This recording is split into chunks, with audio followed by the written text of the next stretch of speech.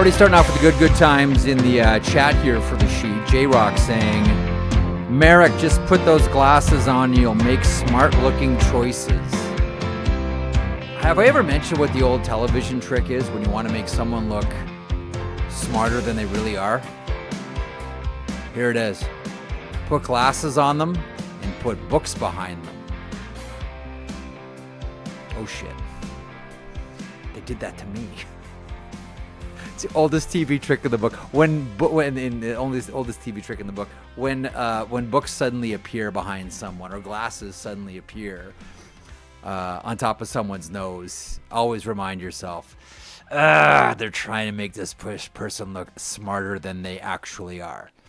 When we all know the smartest creature on this program currently resides over my left shoulder there. Anyhow, I think you're going to really enjoy the show. But before we get there, Zach, pay attention. We have a professional on the show today.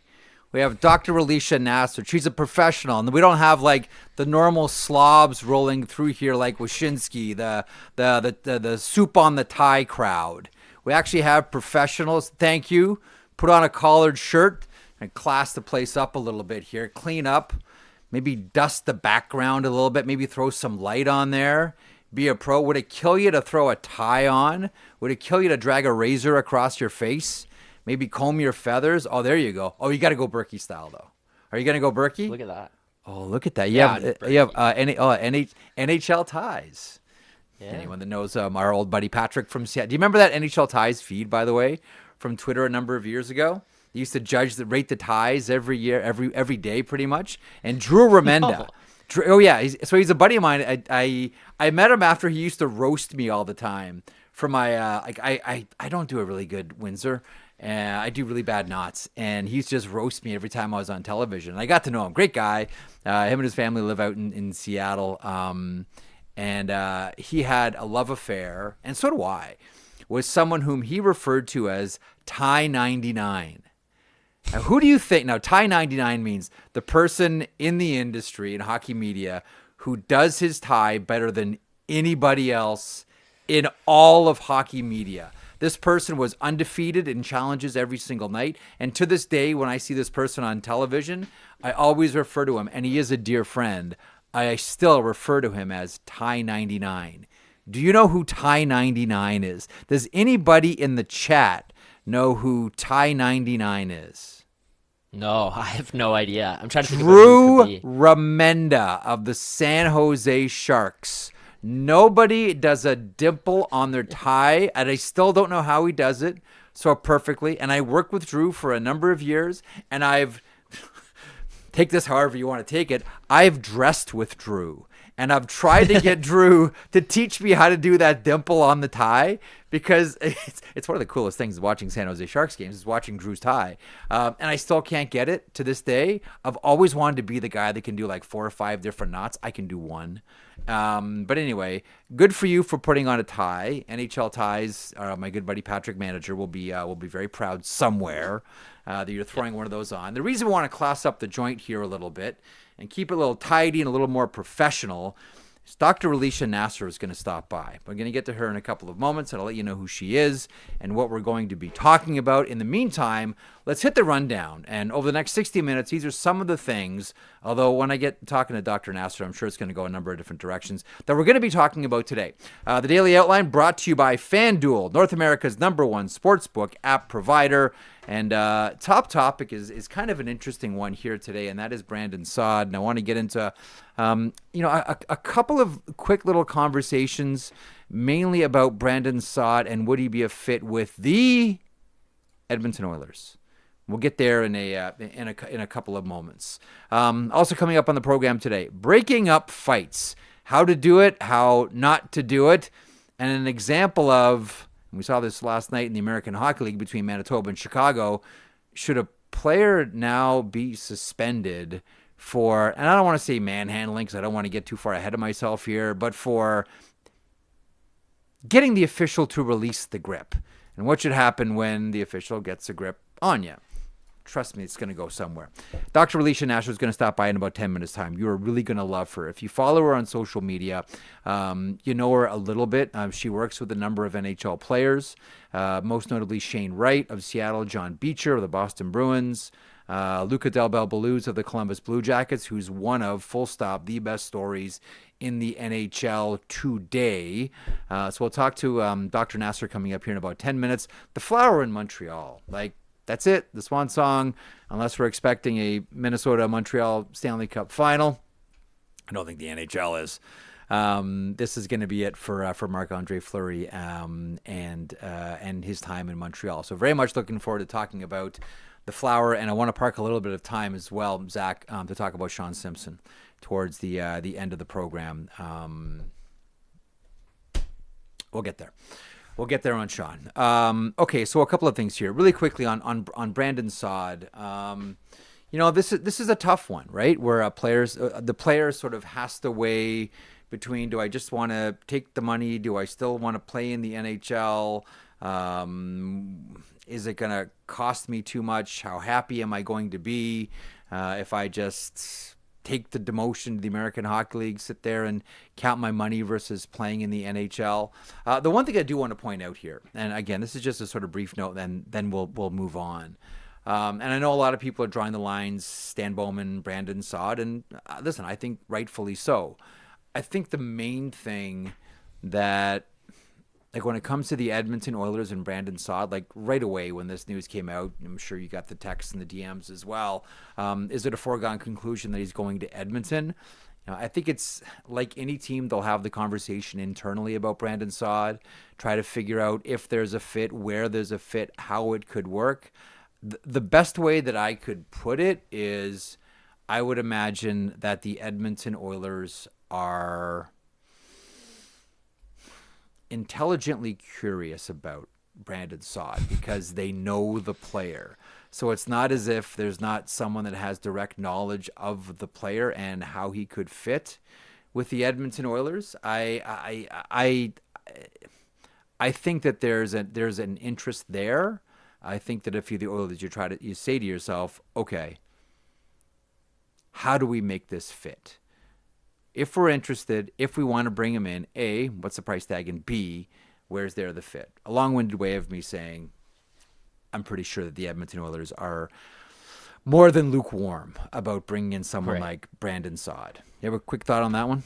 I think that it's probably certainly a strong conversation there.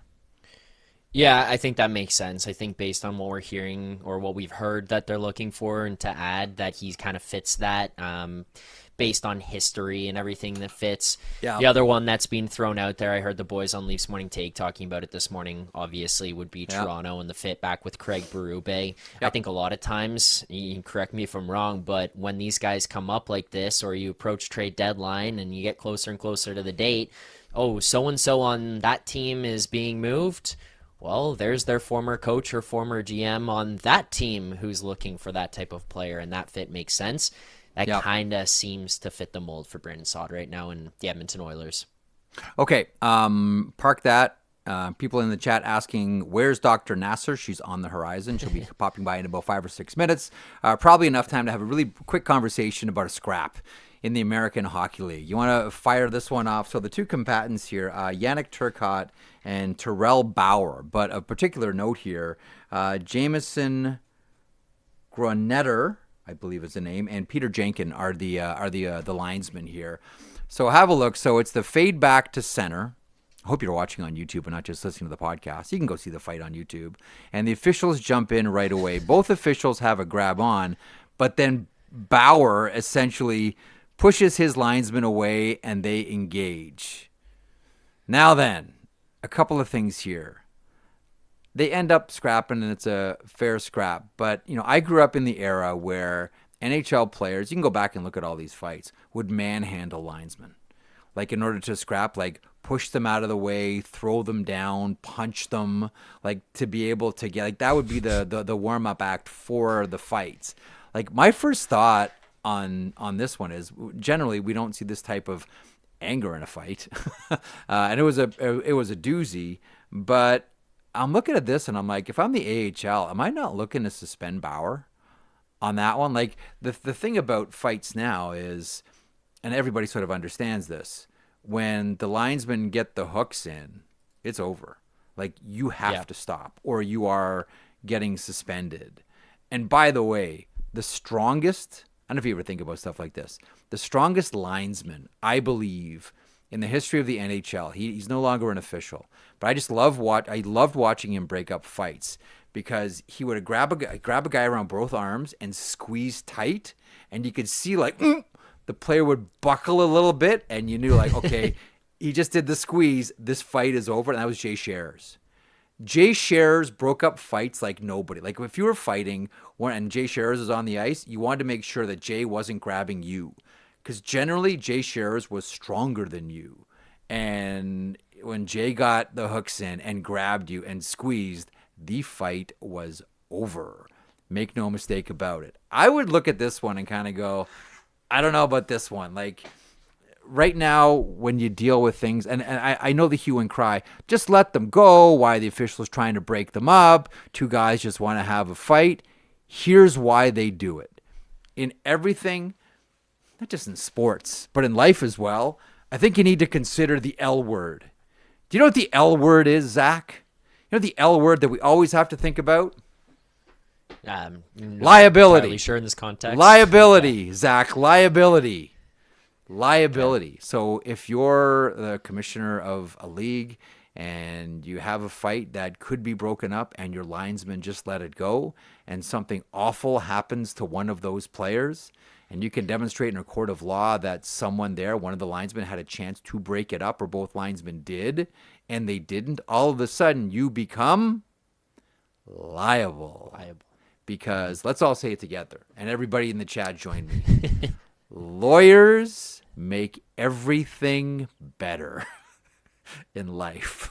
Lawyers make everything better. Like, I think that's the number one issue. Why you're seeing linesmen, when they have a chance, jump in when they can. I really do think it's a liability issue. But what would you do with that one? Zach, what would you do? Cleaned up Zach, tie around the collar? Yeah, tie around the collar really makes me bring some credibility to the show. Yeah. Yeah, that one, like, I mean, here, and we can kind of go back to it because I want people to see, like, exactly where it is, too, right, Jeff? He jumps in. Right there. And whip the official out. Yes. That's a pretty aggressive throw. I don't think he means, like, malintent, and I don't think that... He just wants the official to get... It's Jameson fight. Yeah. It's Jason Gronert. Jameson Gronert. That's the guy. That's the official's name. He's out of Illinois. He's just trying to fight.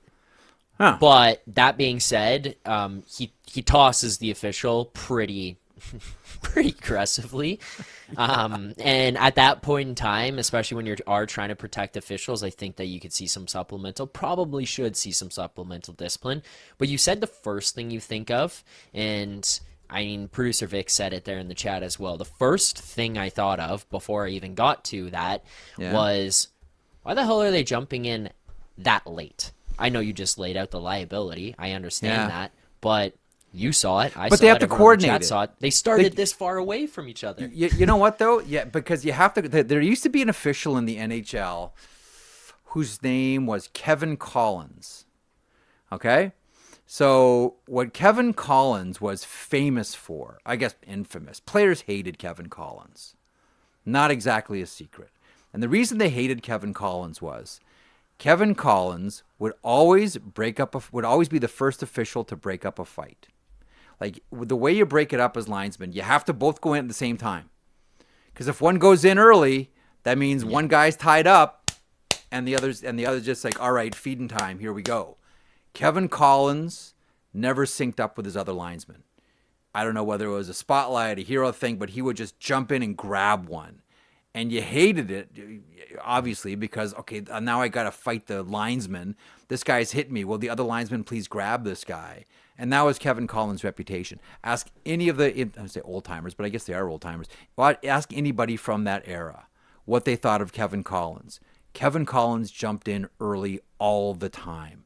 It was so awful to watch. Like, guys would get tuned because Kevin Collins would grab them early. It was terrible. It was awful to watch. And that's why I think, like, to your point, Zach, linesmen, we should do more of the officials on the show. We should get like officials on the show to talk about the strategy of breaking up fights. You have to go in at the same time. If you don't, someone could get really hurt. That's why sometimes it can take a little bit longer, because you got to make sure it's almost like, okay, we're doing this. 3, 2, 1, go. And you got to do it at the exact same time. That's why. Yeah. So sometimes it takes a little longer. I get that. It's also too bad. You've probably been seeing here on social media as well how many more fights have been going on. It's kind of like, let the kids play. Like, I just want to see them go at it. Like, I see these guys jumping in. I'm like, no, get out. It's like, we were talking. I saw the one from Grand Rapids last night. On the first goal. He scores his first, first American League goal. Drew Comessa was even coming out to scrap. Right, and then the goalies come down, and that was the one that was funny. I'm watching the goalies come down, and then you see the linesman look at him and be like, you don't see him physically finger wag, but you can kind of see him do the eyeball finger wag, like, no. They're not doing that. Leave that one. And then there's also the part of me that's like, the chimp in the picture behind you. That's like, let him go. Like, let's throw some hands. Let them go. We're all 98% chimp anyway. We're not as highly evolved as we think we are. Just let them throw. Free throwing on that one. From the chat, by the way, someone who I would imagine knows exactly what I'm talking about here. Tage fan 7272, if that is indeed your real name, submits the White Knight. That's Kevin Collins. The White Knight had to break up a fight in the penalty box. Oh, was that the Jim Corn fight? See what I can find. I wonder what that one is. That's an intriguing one. I wonder if that's the Jim Corn one, the Toronto, New Jersey game. Adam Glickus, he was there the night Domi had Chris Falcone fall into the penalty box at Wells Fargo. Did I ever tell you I went out with Chris Falcone? No. The Flyers fan that fell in the penalty box? Do we have time? No. I don't know. Should I do this now? Dr. Alicia is ready, but is she ready? No. I want to spend as much time with Dr. Naser as possible. So just remind me to talk to you, even if it's not today. The night I went out with Philly Chris Falcone in Philadelphia, it ended up being like one of the coolest nights of my life. He was the guy that fell into the penalty box with Ty Domi. Right. I got to meet him. The water. And I went to Philadelphia and went out with this dude. Coolest dude in the world. Like the best guy. I'll tell you more. The best guy in the world. Okay, let's get to our special guest today. Someone we've wanted to get on the program since pretty much we launched, and finally we're here. Encourage everybody to follow her on social media. She is a board-certified behavioral analyst who specializes in behavioral sports psychology, and she is smarter than everybody listening or watching the show right now. She's Dr. Alicia Naser, and she joins me now. Dr. Naser, how are you today? Hi, it's not true. I'm not smarter than everybody listening by any means. Thank you for having me. The pleasure is all mine. Of all weeks, Dr. Naser, wow, we find you here in the week of more drama with the Vancouver Canucks and different players, and I know that neither of these two are your clients, but I do want to get to sort of conflict resolution amongst players on the same team. But before we get there, just so everyone listening and watching here can sort of have a basis of understanding, because I read the business card, but you'll deliver it in much more accommodating and intelligent terms. Describe your work with NHL players. Like I mentioned earlier, Johnny Beecher and Shane Wright and Luca Del Bel-Belluz, and there are others as well. But describe what you do. So I am not a sports psychologist. I'm a board certified behavior analyst. So everything I focus on is on behaviors. So really it's emotional regulation on and off the ice, and then helping them optimize their performance through behavior change. And a lot of it really comes down to self-awareness and value systems and belief systems. So what I help these guys do is optimize their performance, their mental and behavioral performance, so they have quicker emotional recoveries. That way they can do what they do best when they're playing. So what are some of then, let's jump in with a couple of, initial concerns that every player would have. Now, there is a stereotype of the hockey player who makes it to the NHL. In order to make it to the NHL, you need to be physically tough and you need to be mentally tough and you need to have done away with all these insecurities that you may have about yourself. But as we know in any profession, like that's not true. And that's not true about hockey players. They may wear a thicker veil than people in other lines of work, but at the same time, they all have the same issues that a lot of people do in their lines of work as well. Whether it's, anxiety, self-doubt, imposter syndrome, all these things that we're now familiar with. Not to sort of ask you to make a ladder of these terms of, what you deal with on a most frequent basis. But what are some of the more, common issues that are sort of specific to NHLers? Yeah, so I wouldn't say that they're issues. We actually call them barriers because the meaning that, and I know you are wanting a secret something that I have told you I'm not going to give you in terms of a strategy, but I will. All right. I'll kind of I'll dance around it a little bit. But also, Jeff, sorry, really quickly, there's a little bit of a lag. Is everything you can hear and Yeah, see we're me good. okay? Yep, we're good. Okay, good. So we in my practice with these guys, we call them barriers because the meaning we give even to the word issues has a lot to do with how we approach it, how we feel about it, how we navigate it. So if we call something an issue, automatically a lot of times players become a little bit more self-critical, or they get down on themselves because there's this notion that something must be wrong with me if I have an issue. But if I say it's a barrier, and the analogy I like to use is there's a barrier in the road. Like if we need to get through on a road and there's a barrier in the way, if there's a traffic cone in the way, what do we do with that barrier? That if you ask some of these NHL guys, that's just, what is the solution to that? They'd easily say, we'll just move it. And so essentially you're removing the barrier and then you're replacing it with what? A smooth road for you to be able to continue on your journey. So this is an analogy that we use because it first of all changes at the onset how we approach anything that we're going to work on. And so then to your point, some of the common barriers that come up, and I'm not to get too nitpicky with language, but it's actually at the root of everything that I do. And it's what my dissertation research was how do words affect heart rate? And then heart rate affects performance. And as we know, their shifts are so short that they have to recover, not just emotionally, well, especially emotionally, but also with their heart rate, right? Quickly. And the meaning that we give to certain words has a huge effect on our heart rate recovery, whether or not we're aware of it. So to get to, to circle back, some of the barriers that are pretty common is the fear of making mistakes. I talk a lot about this, on my socials about how to navigate and remove the barrier of making mistakes because, it's so common. I see it all the time where, somebody will be playing in the OHL or in a different league and they are, playing rather freely and playing to a degree where they're just in the flow of things. Yep. And then when you get to the NHL, it's a whole different ballgame, right? It's a whole different beast. And so mistakes matter, of course, in any league, but they're more high stakes, I would say, in the NHL. And so the meaning a player gives to making mistakes, we work around those barriers, or we work through those barriers, like how to not be afraid of making mistakes so you can play to your fullest potential. Because a lot of times the fear of making a mistake will make guys grip their stick a little tighter and they're not playing then to the potential or the player that they were drafted for. And so the fear of making mistakes is one. The fear of uncertainty or unknowns, like what if I take the shot? What if I try to make this play and it doesn't work out well? A lot of times actually, and I know we're going to talk about conflict resolution, but a lot of conflict, and it's subtle conflict between, it's actually sometimes, most of the time, is very,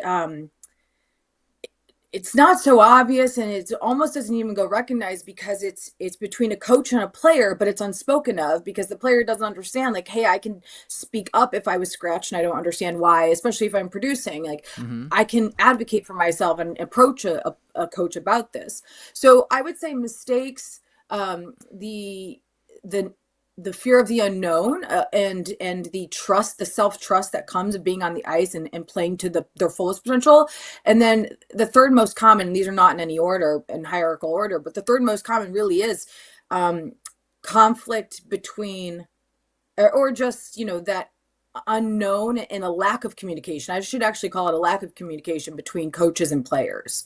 And it's not anyone's fault. It's not on any player. It's not on a player or the coach. It's just a bi-directional relationship where a player doesn't understand. Like, I actually asked, I was like, is there something in the rule book that says a player can't go talk to a coach and ask, like, hey, why was I scratched? And to come to find out, I have asked, it is not in the rule book. So you can actually approach your coach.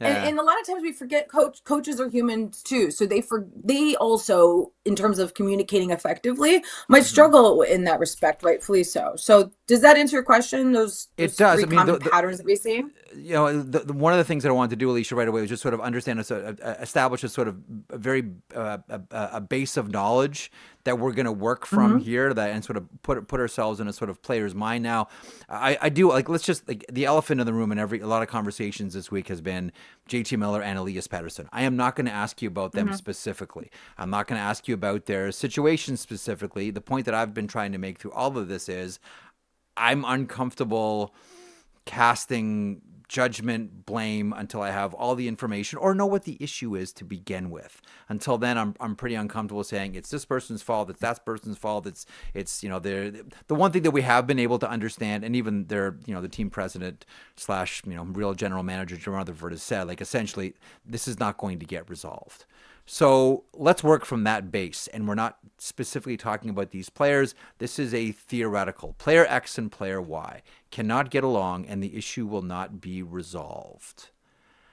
How do you? Yeah, and again, just to be clear for the audience, I don't work with either of these players. No. We're just talking about a solution where there's two. It's good to make that clear at the onset. Two players in conflict, right? They will not get along. Yeah. They play on the same team. They play on the same power play. What do you do? Like, what are the sort of the strategies, the tactics for dealing with something like that? So let's say you're player X and somebody else is player Y. We can entertain me here, and let's act like we're in a session right now that I would have with one of my clients. Okay. Well, then when I was 5, doctor, things really went sour. You and I both, buddy. So yeah. Okay, so what I would say, if you're player X and you're player Y and you come to me and you're like, listen, there is this line mate, this teammate that things are just not good, and also it's not so much that it's not good, it's that there's a lot on the line, and there's also other people involved, even indirectly, as in the other teammates, right? And so the very first place to start is to say, are you behaving? And again, I'm a behavior analyst, so everything I do is like, let's assess behavior first. Are you behaving based on your values? And that also first requires a player to know what their values are, because our values guide our behavior. Okay, so the analogy that I like to use is that our values are like a compass. They guide our behavior. Values are not necessarily a behavior. So the very first place to start is to say, well, what is your value system? And we do a lot of identifying that with players. And you'd be surprised, there's a lot of clarity that can come from that, okay? And then the second question I would ask is your behavior driven by your emotions? And I suspect, again, I don't work with either of these players that have been spoken about often, obviously, in the media recently, but I would suspect, and I don't blame them because they're human, but a lot of whatever's going on is driven from emotion, because we're humans, and emotion is part of what makes us human. It's part of what separates us from other mammals and other, along the lineage. You guys were talking about evolution before I hopped on it. And so emotions are a part of what makes us human. And so, a lot of the behaviors we engage in are based on our emotion. And so then that's where I would, come in and say, let's do something about that, because emotions are data points, but they're not directives. Emotions are not directions to behave or act in a certain way. A lot of times, if we base our behavior on an emotion, if I feel angry, or if I feel that I don't agree with who somebody is, or what they did, or what they said, or how they identify, or what they had for lunch that day, like whatever the case might be, if I behave based on that, rather than behaving based on my values, I'm probably not going to be too happy with myself afterward, because oftentimes emotions, when we behave based on emotion, it often leads to shame, self-sabotage, all these kinds of things later on. It depends. And again, context matters in every situation. So it's really about, first, what are your values? And then second, are your behaviors, including your thoughts about somebody, about your Mm-hmm. teammate? Because thoughts are and emotions are behaviors. Are they based on your emotions? And then from there, there's a lot of clarity that can come from it. But I actually don't agree with I'm sorry, I don't disagree with what he said about there isn't a resolution. However, what I would push back on that is, and this is not about if I agree or not with what he said, Yeah. it's just about my take on it. And so what I would say is, I don't even know if there has to be conflict resolution. Why does there have to be a resolution? Because the next piece of what I would say is, two things can be true at the same time. So I'm going to give you a strategy that I give every client that works with me. And it's a Okay. really impactful one because you can use it across settings on the ice and off the ice. And they do. And they actually use it in between shifts often. And I know that because I make them do their homework. But in any case, there's, two ways of thinking: dialectical or dichotomy. Dichotomy is black or white. It either has to be this way or that way, right or wrong, friend or foe. Mm-hmm. Dialectical is where two opposing things can be true at the same time. So, for example, I didn't have a good shift. I turned the puck over, and I'm going to do better on the next shift. These are some common examples that we use in session. I'm don't feel I agree with my coach's decision, and I'm going to have a conversation with him. So do you see, Jeff, how these two they're opposites, but the word these are called and statements, allows for both of them to be true at the same time. Does this make sense so far? It does. Can I circle back to one thing that you said a couple of seconds ago, and that is You can, but we got to come back. We have to come back to this part, though. okay. We'll But go we'll ahead. fast forward back. I just want to rewind Okay. rewind for 1 second, where you talked Okay. about emotions. I'm gonna butcher this. Emotions guiding our behavior or fueling our behavior or being sort of, being dragged by our emotions, I think is one of the phrases that we hear. I just don't like in a situation where there is a profound disagreement between, I'll just give you an example of on the ice, a profound disagreement on the ice between two players, and one of those players has an overwhelmingly negative emotional reaction to the presence of that player on the ice with him at that time, that it affects his behavior in a couple of different ways. One, there's that overwhelming feeling of, I really don't like this person. And two, and this is where, and you sort of winked at this before, performing in front of your teammates is another thing. And the fear of not being able to perform, say, on a power play with that person also on the ice with me, because that failure by me will then compound everything that I feel at that time. It's almost like we're just stacking logs. We're just stacking cordwood here, like on top of all of it. The question that I had, but I wanted to let you continue, is how do you stop that? Like, how do you essentially say, we're going to stop stacking logs here? How do you do it?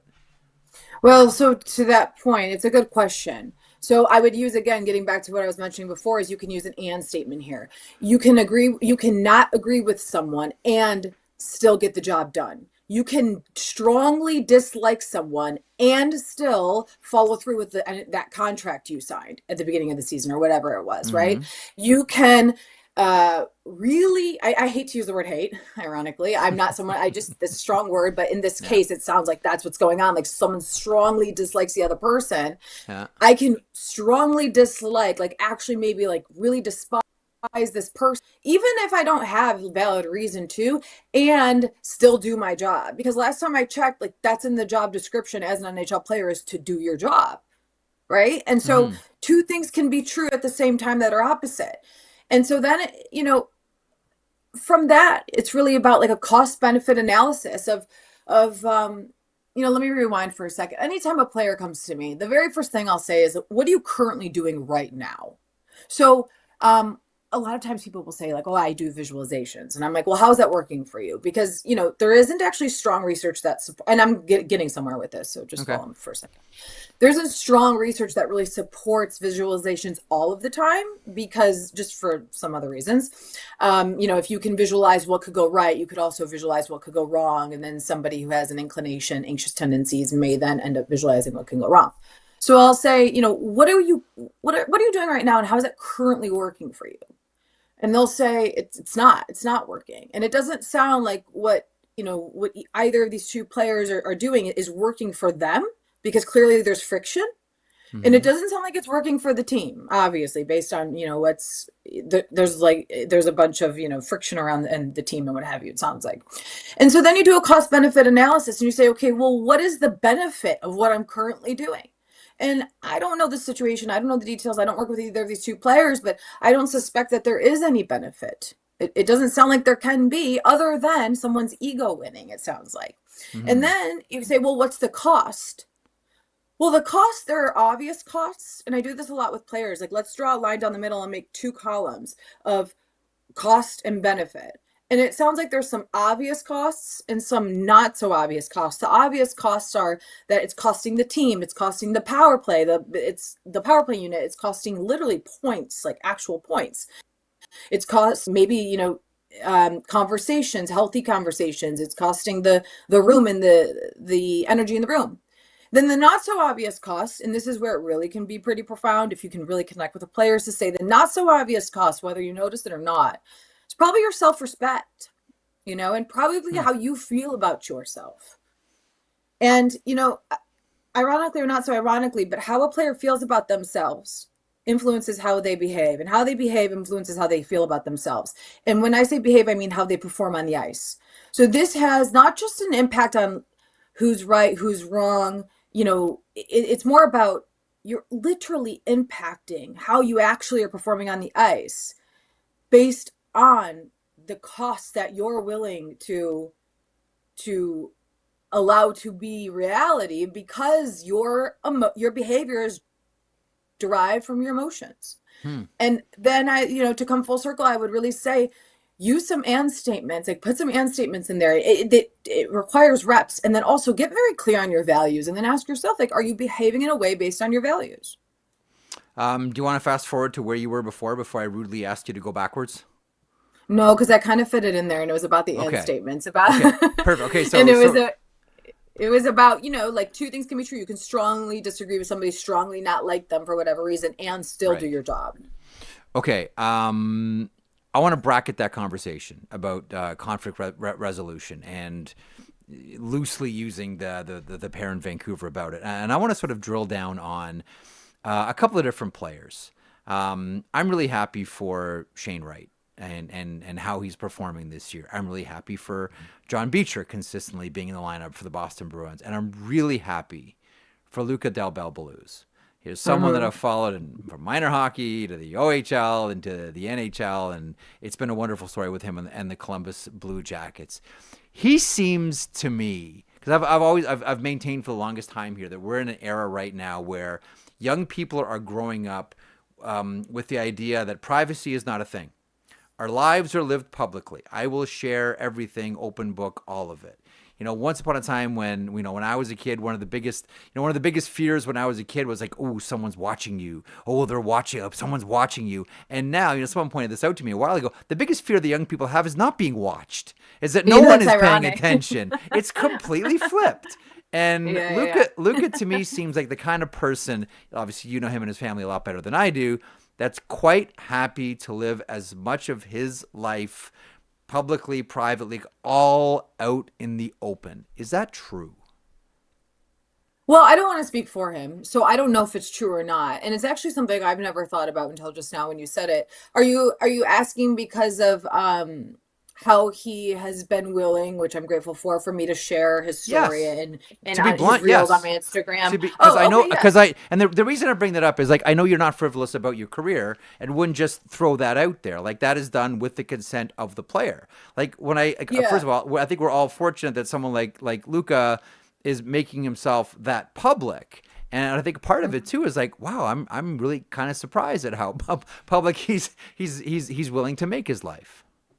Well, I don't know if it's that he's willing to make his life public as it is so much that he's willing to share the value that he finds in our work together. I think that's what it is. And Okay. it's not, it's Luca, but it's also, and yes, to your point, I have permission to post and talk about any of the players that have given me permission to post about them on my socials, Mm. because that is really important for client confidentiality in my line of work.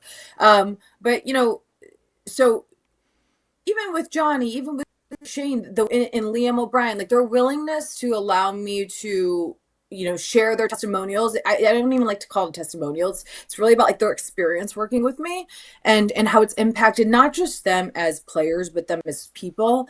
I think it's the coolest part about what I do because not I think I know it's the coolest part about what I do because from that and especially from Luca being so willing to share and our connection there, which I do. I love all my players, but all my clients, but it's just his willingness to be so forthcoming and to talk about it. Like I did, I told him I was coming on today and I was like, are you okay if we chat about you? He's like, oh yeah, I don't care. And he's like, yeah, Yeah. he's just, what? He's just himself. Luca's just, Yeah. I want to say this because it's very important. Luca's just himself and he's just so happy to be doing what he's doing. And he's worked very hard and he's been very, very patient and he has a wonderful family and they've all they've worked hard alongside him and he's just a really great kid who's even a wonderful person, wonderful player, but he's just loves what he does and he's willing to, he's not ashamed of any of it, which is wonderful.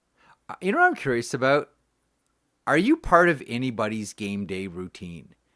Is there like, and I've got to check in with Dr. Naser, and I've got to take my stick this way, and I've got to eat this apple at this point of my way onto the, you know how ritualistic players are. Have you now Yeah. become part of anyone's So, game day? so it's funny.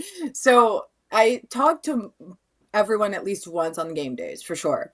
Yeah. And there is something that I give most of them. It's very tailored and player specific, but there's a Mm-hmm. warm up that I give to all of my clients. But it's funny that you should mention Luca because Luca and he was doing these warm ups that I gave him, and then he started to go on a point streak when I stopped giving him the warm ups. So we're like, okay, we're gonna stop doing warm ups, and then he's like. And then he was like, but wait, if I stop scoring, then I need you to send me more ups again. I was like, okay. So yeah, I do talk to him.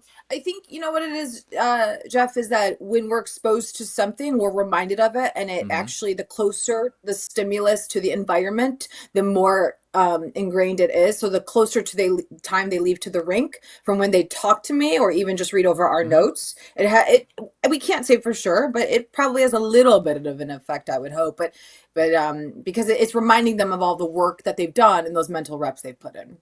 Can I give you a hypothetical? Sure. I've always been curious about this. Now I'm going to frame this one very specific way. So I'm a big fan of the band Radiohead. Love Radiohead. And one of their biggest songs is a song called "Creep," as many of them know. Creep. It's like right. Everyone knows that song, right? Now the band hates it. The band like can't stand that song. They can't. It used to be just a sound check song that they would do. They can't stand it. They hate it. They hate I had no playing it. idea. Oh yeah, they can't stand it. They hate it. Oh, I They, love that song. I love it too. A lot of people do. That's the thing. Like the fans love it, but the band hates it. And I heard an interview with one of the guys and said something really interesting to me.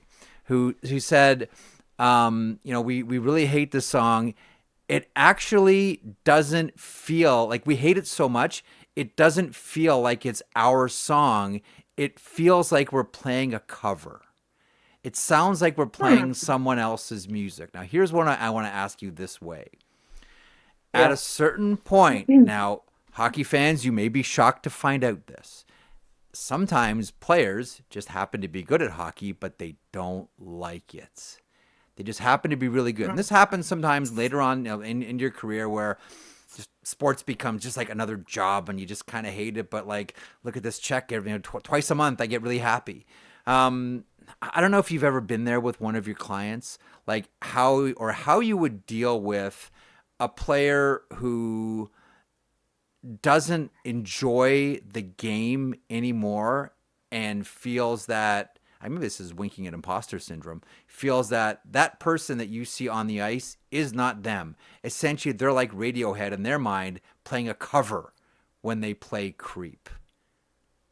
Is there anything there?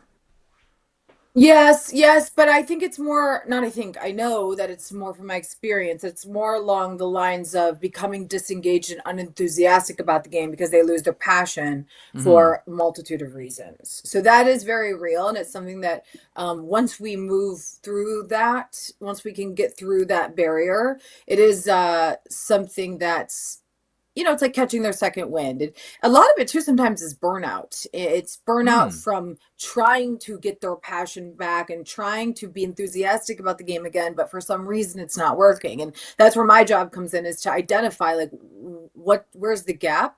And a lot of times, environment influences behavior. So the very first thing that I do as a behavioral scientist and researcher is look to the environment of what in the environment is shaping your behavior.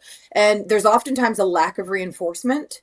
And I just, when we say the word reinforcement in the general population, sometimes we just mean like praise and things like that. But it's like, no, do something that makes you happy. That's not hockey, but that's hard to do, especially in the NHL when so many of these guys have devoted their life to hockey and all they know is hockey. So, a requirement of mine, if you work with me and you're a client of mine, is that you have other hobbies. And that has been pretty Oh hard to do, yeah. actually. It's hard to convince Okay. these guys. Like Shane plays the guitar. Shane plays I do know I that. tried to Yeah, I get know Luca to that. play I tried I to I think tried to play Luke get Luca to didn't play the guitar, but then he gave me some excuse it was in storage in Cleveland somewhere. I said I'll send you one. I'll buy you a guitar. He's like, didn't isn't there some story about Shane Wright playing guitar for Sidney Crosby? I think oh, his agent I'm Cam not sure. Stewart Maybe. telling me about that one. Something like there's something along those. Maybe Crosby sent him a guitar or something. I don't know, but I know a guitar is big I'm not with sure. with Yeah, but Shane Wright. well, just in general, for any player, I was like trying to think of it. I got to get better at this. I'm like, what hobbies can they have where they're not prone to injury, Yeah, where so that's hard to think about. But in any case, so but hey, to your point, it is. Go ahead. I was just saying, let me just pause on that for 1 second because the thing of this is what makes this so fascinating because it's like when you talk about like what you need to do something else, you need to have like another hobby to offset what you do. Like I get that, but then the other part of me, Dr. Nasser says the reason these guys Yeah, got to the yeah.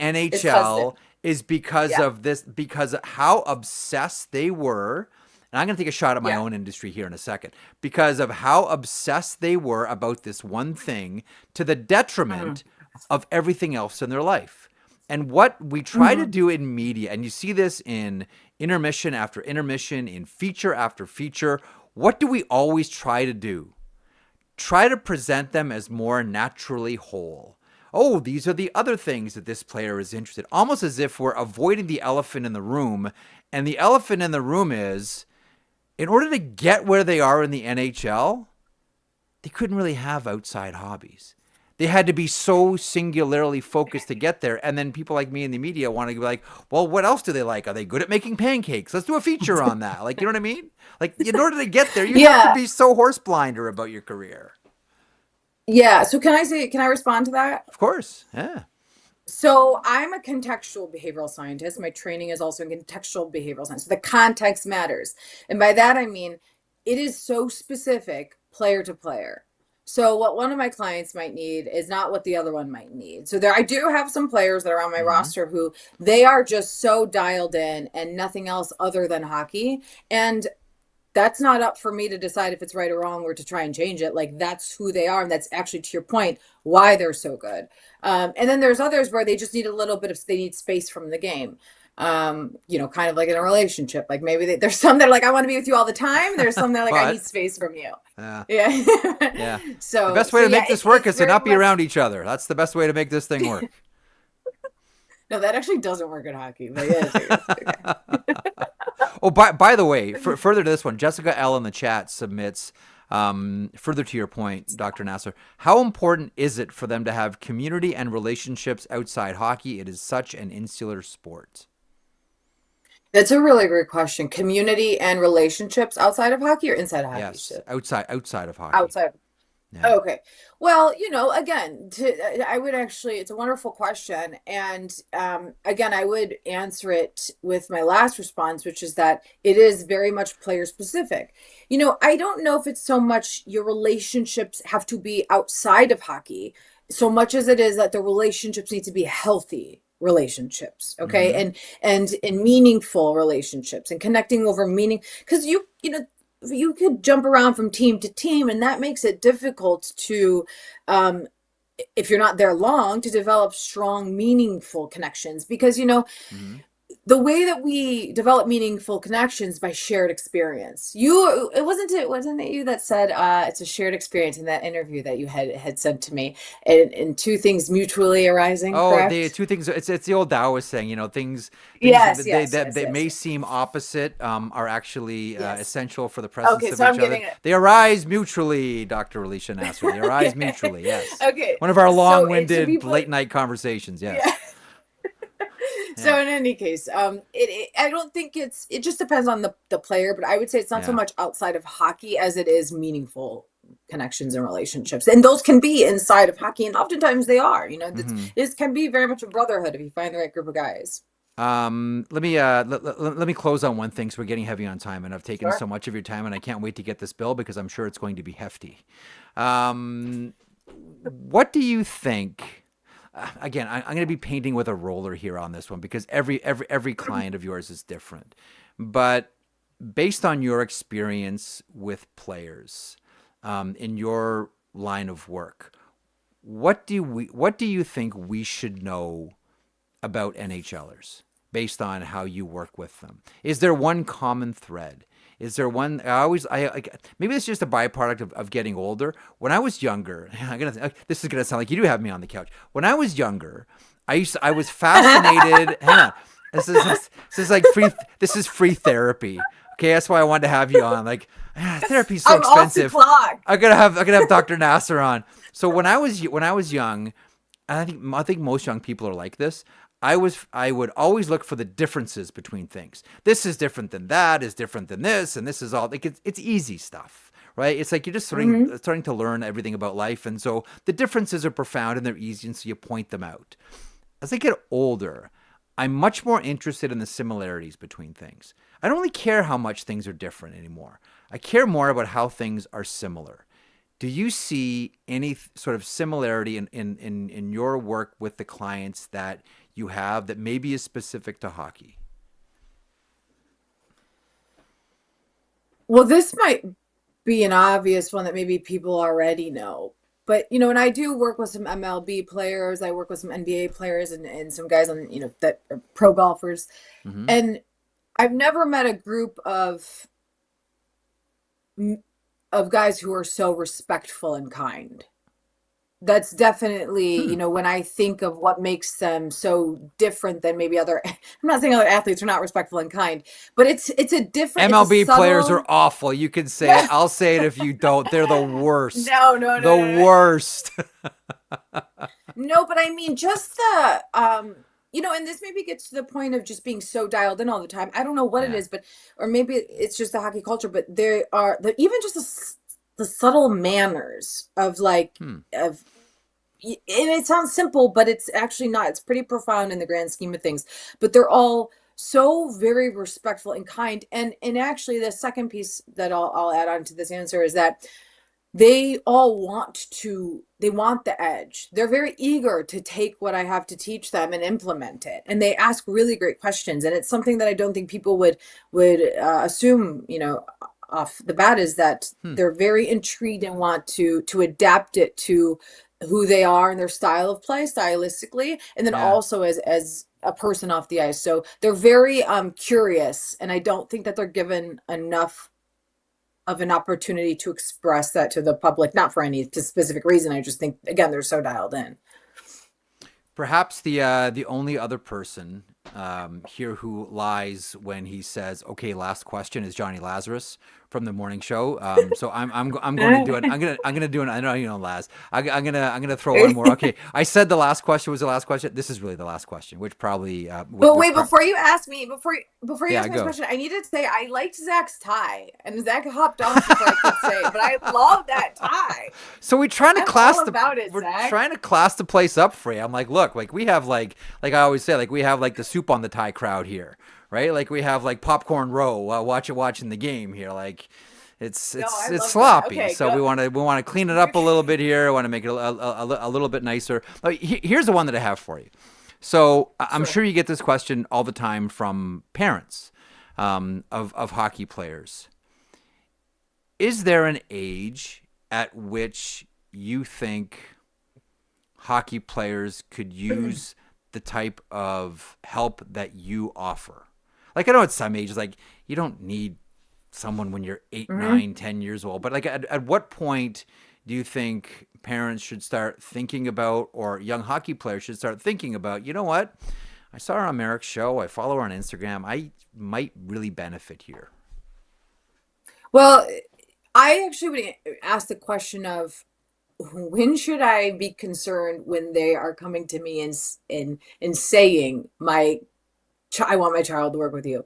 I mean, me and specifically, I just work with the pros, but it's in a few young guys.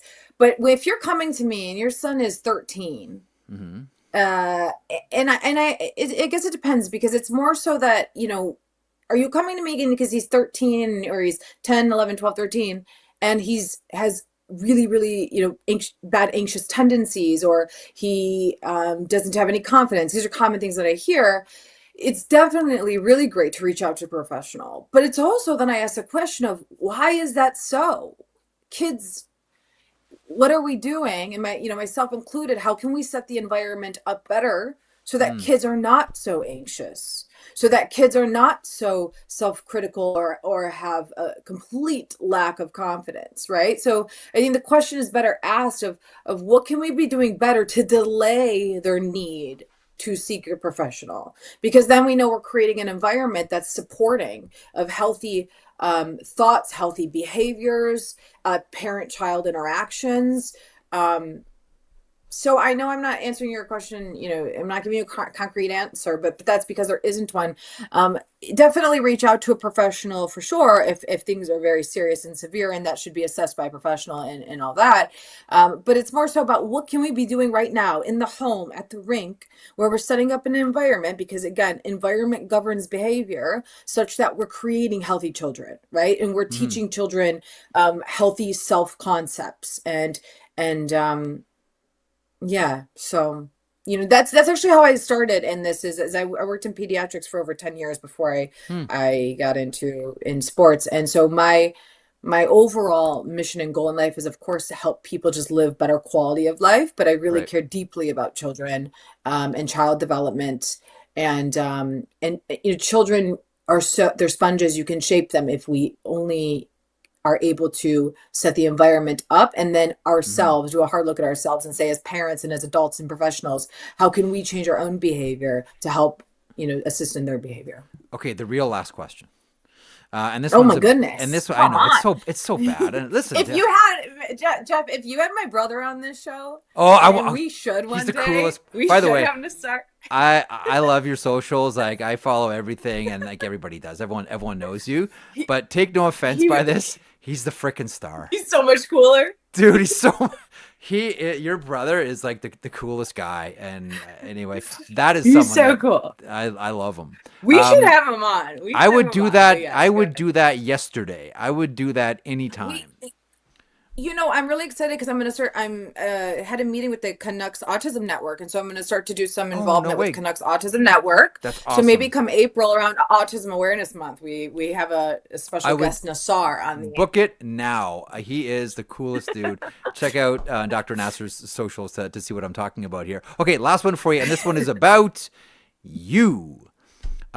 Is there one moment with any of your hockey clients? Like, there are some obvious big ones. Oh, a big goal or 2 goal, first star, like those are was there one moment that has stood out for you that's made you really happy about your clients that wasn't the obvious, hey, I had 2 tucks and an apple kind of night?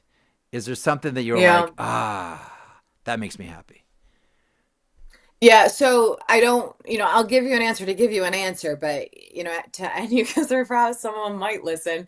I mean, I love everyone the same and equally, but there are just 2 responses I could give you. I love all my children. 2 examples. All my children are brilliant. I love them all. I love them all do. equally. I love them all. Yeah, I do. I really do. So it's yes. hard. But there's two, and they're very simple. But it is those simple moments that are pretty profound. One is where we're in session, and I know that a client is really like having a breakthrough, or not even just a huge breakthrough, but just getting something out of it when they ask a question back. And there was one Right. moment in session with Johnny with Beecher when he asked a question about self concept, and I was like, it's clicking, and Hmm. it made me happy because.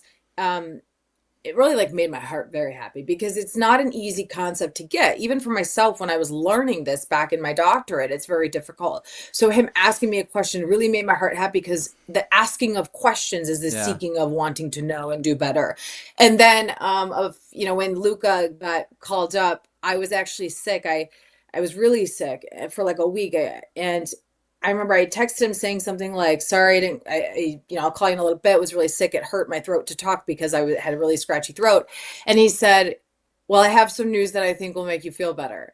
And I was like very excited. And he said he had Awesome. gotten selected for the All-Star game for the AHL. And then Yeah. later on that night, I believe it was the same day as when he had gotten called up. And with him, it just made me. I was so happy for him that I started crying, and I feel like I've been crying every day since, honestly. Not just with Luca, but because of everybody. Everybody just makes me so happy. It's a Well, good listen, time. It's a your good clients are time. doing great, and it's a great reflection on you. We've done about like this much of what I wanted to do with you today, so you have to promise to come back. And I'll promise, like I won't Only like. if it's with Nassar.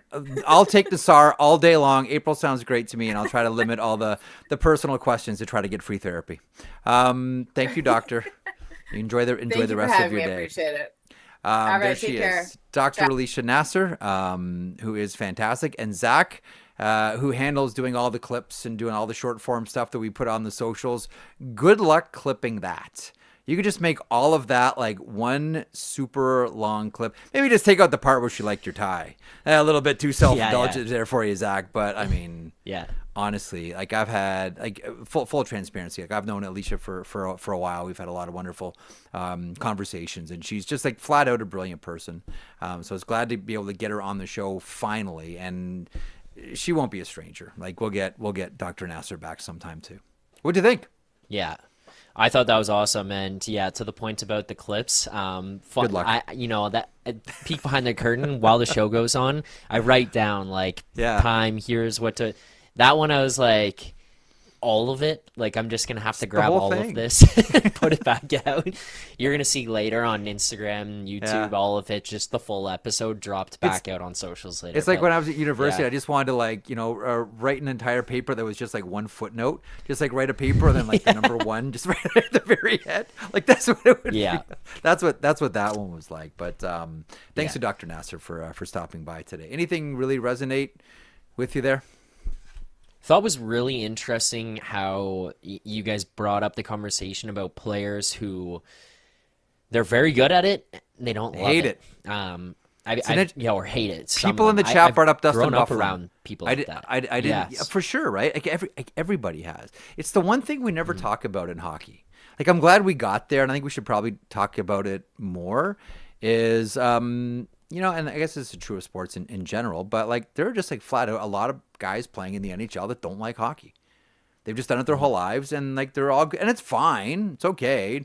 Not everyone likes their job. Probably you listening, you watching right now, you don't like your job. Still go do it, right? Still Yeah. what you've always been trained to do. But I think we have this assumption that there's 760 guys in the NHL who all dream about the Stanley Cup. Got news for Yeah. you. Not the case. Not the case. Yep. Not the case. Nonetheless, that was a lot of fun, and we'll do it again. Okay, 10 games on the go around the NHL this evening as we wrap up another edition here of The Sheet. This brought to you by FanDuel. Proud to connect fans to the major sports moments that matter to them. Roster updates, by the way, updated daily at our daily Faceoff Fantasy Twitter/X feed. And like there's a few. Jets Bruins should be an interesting one at TD Garden. Cap Sens, the Battle of the Capitals. Kings and Lightning at Amalie Arena. There's a couple of really good games tonight. Flyers, Islanders might get a little bit spicy as well. The Flames and the Ducks. Can the Calgary Flames continue to roll? The Oilers and the Red Wings. The Jackets and the Golden Knights. The Sharks and the Kraken. But I want to focus on the Minnesota Wild and the Montreal Canadiens and Marc-Andre Fleury. when you look at the history of goaltenders, now goaltending is that position that attracts kids. Every kid, I maintain, wants to at least try it. Most parents, and this is a theory that I have about Canadian parents specifically, for most Canadian parents, they don't want their kids to succeed at goaltending. I personally believe this is one of the reasons why Canada has a shortage of elite level goaltenders, is because it's not encouraged. It's not encouraged at all. And I'm guilty of it. I am going to throw myself on the altar here and say, both my boys, when they first started playing hockey, because when you first start playing Timbits, you do a rotation, and everybody has to take the rotation and get in net. And like many Canadian parents, you always, Zach, you'll get there one day. You want your kids to succeed, but I just wanted both my kids just to get lit up and come off the ice crying, saying, I was gonna say. never, I know I'm a bad dad for doing it. I know, I get it, but I want to get totally pumped, 12-1, tears behind the mask. I never want to do it. Maybe you got a little bit hurt too. Oh, that puck hurt. I never want to do that again. Yeah, pumpernickel. All right, we don't, no goaltenders here. Screw that. And I was a goalie growing up too. Anyway, that's my nickel and dime theory. Unresearched, unscientific about why we have a shortage of goaltenders. I've maintained that if Canada was very concerned about, restocking the shelves with goaltenders, we would waive registration for those that want to play net as a way to encourage more goaltending in Canada at the youth hockey level, the minor hockey level. But nonetheless, when you think of lovable netminders, where do you put Marc-Andre Fleury? And I want to couch it this one way specifically for you, Zach, Maple Leafs fan. Great job on After Dark last night. Man, the chat was lively. Thank you. And you raised a lot of good money for sick kids too, over $200. Way to go, bud. Thank you. I've always maintained the most popular Toronto Maple Leaf ever was Johnny Bower. Now, you're too young for this, but the thing about players is you have your generation. Matt's had his generation. Dougie and Wendell had their generation. Keon had his generation. Austin Marner, they have their generation, etc. But I'm always interested in the player that crosses over all of those generations. And were you ever at the then Air Canada Centre, now Scotiabank Arena, where they showed visuals of Johnny Bower and he's getting pucks in the face and all of it and rappelling down, everything, and the place goes berserk because he was such a wonderful personality. Honky the Christmas Goose is a great Christmas song that we like to play, recorded by Johnny Bower in Yorkville in the 1960s, who, by the way, if you look at the credits on it, there's an N. Young, who would have been a studio musician in Yorkville at that time, and I do wonder if the great Neil Young was actually one of the session players on Honky the Christmas Goose. But that's been a white whale search of mine for years. But we've had some great lovable goaltenders, and I still maintain in your organization, the Toronto Maple Leafs, Johnny Bower was the most popular. But as it comes to right now, there's no more lovable goaltender than Marc-Andre Fleury. Agree, disagree? Agree, 100%. I think the one thing that would probably bump Johnny Bower down in people's rankings is because he played for the Leafs. And as much as I'm kidding, I'm not kidding. And I think you probably agree with that. Marc-Andre Fleury is number one. I listen to the boys talk about it I listen to them. I listen to basically my rotation is Morning Cup of Hockey and then Leafs Morning Take because I want to know what they're saying. But listen to them pretty much every day. And they're talking about the Flower, which, fun fact, who Jay Russell scored his first NHL goal against? No way. Marc-Andre Fleury. Yeah. So a pretty cool one to have under the belt. But they're talking about it, and I agree with them is, he's a guy everywhere he's gone, he's been beloved by the fans, the organization, his teammates. It doesn't matter. No one has a bad word to say about the guy. Everyone's sad that he's gone. Everyone's happy that he comes. He seems like he's a guy who shows up every day happy to be there. Whether he loves the game or not, can't put those words in his mouth. He's happy to be there and be around people, be around the rink, and makes everything better for everyone around him, which is very cool to watch someone be in the league this long, and especially in a position of goaltending where you could be, the whipping boy on any given night. Just take it on the chin, smile, and move on. He's been a awesome player to watch, follow, and be watching YouTube prank videos of Marc-Andre Fleury throughout my childhood. I'll tell you that. I'm gonna see if I can get permission from Colby Armstrong to share something tomorrow. A video that he sent me that he had someone make for Marc-Andre Fleury. I'm gonna say honestly, I think you'll really enjoy this one. I'm gonna talk to Colbs tonight to see if I have permission. And trust me, when you see it, you're gonna be like, no frick. It's sitting on my phone. It's my videos. I'm gonna see if I can get permission to show it tomorrow. It's one of those like super cool, like one of the coolest things I have on my phone. Anyway, we'll do that. We'll do that tomorrow. As we wrap up the program, I want to thank Dr. Alicia Naser for stopping by. Please follow her on all of her socials. I just want to say a couple of words about Shawn Simpson. Shawn Simpson passed away. He was well, first of all, he was a tremendous broadcaster. He was a really good person. I didn't know Shawn as much as other people knew Shawn, and Ian Mendez wrote something quite beautiful about him on social media, and they worked together for a long time on the TSN radio affiliate in Ottawa, hosting an afternoon drive show. And Shawn had his issues. Shawn had his demons. We all have pasts. We all have things that we're fighting through in various degrees. I knew Shawn to chat with him here and there. We would exchange direct messages, I want to say semi-regularly, based on the news of the day. I would say something that he would comment on and send me a DM, or vice versa. And he was always, you could always tell how much he loved hockey and talked about and loved talking about hockey, and how much he really enjoyed debate and enjoyed, working your brain muscle over an issue. What today, and first of all, condolences to all of his family and all of his friends and the entire Ottawa hockey community who are in mourning over the passing of Shawn, who was like such a delightful guy and always had his heart in the right place. It's on a day like this where we're all reminded that there are people struggling, and there are people struggling that are around you right now.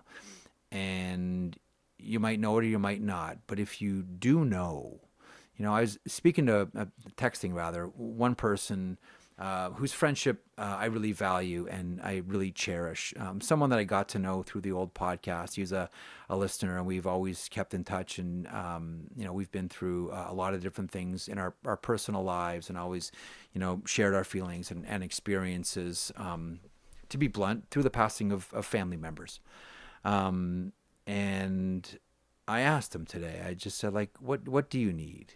What do you need? I know that you've struggled at times. Like, what do you need? And all he sent back to me was, just check in every now and then and say hi.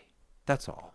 Just check in and say hi. And I just want to sort of close the show today by offering my condolences and offering my respect to the Simpson family, the entire Ottawa hockey community, and just remind everybody, like, someone that's struggling. Just check in and say hi, and make sure that they're okay, and make sure that they know that you're here and you're available. Condolences to the family and friends of Shawn Simpson. The Sheet returns tomorrow.